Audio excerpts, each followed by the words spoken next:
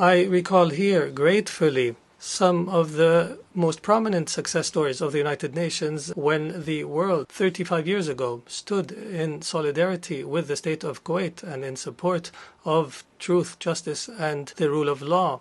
And this message of support remains in the hearts of every Kuwaiti citizen today, as well as the efforts to liberate Kuwait from a brutal invasion. I give the floor to United Nations Watch.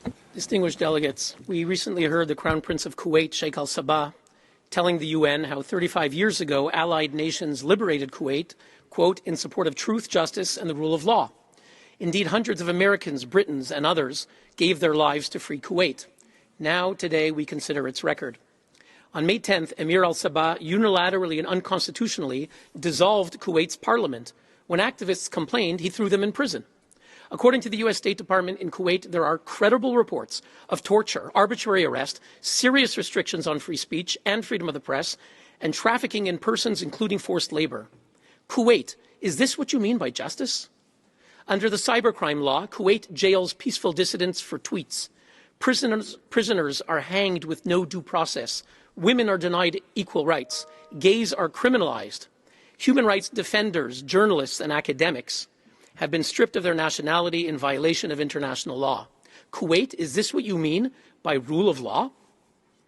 68% of Kuwait's residents are non-citizens with no right to vote.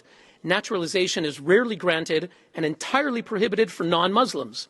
Last year, the cabinet approved the emir's decree removing the right of foreign women to acquire citizenship.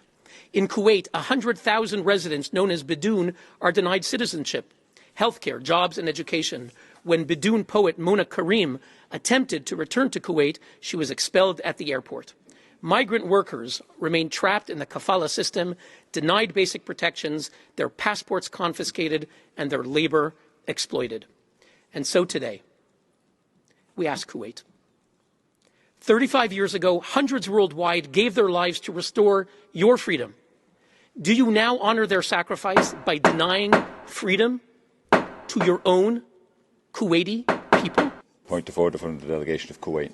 This NGO has deviated from the question before us and has addressed issues that are not covered by this item on the agenda. We would ask you to rectify them. Thank you. I give the floor back to the Speaker of United Nations Watch. Mr. Chair, Kuwait's attempt to silence us is exactly what they do to their own people at home, proving the very point we were making. I thank you.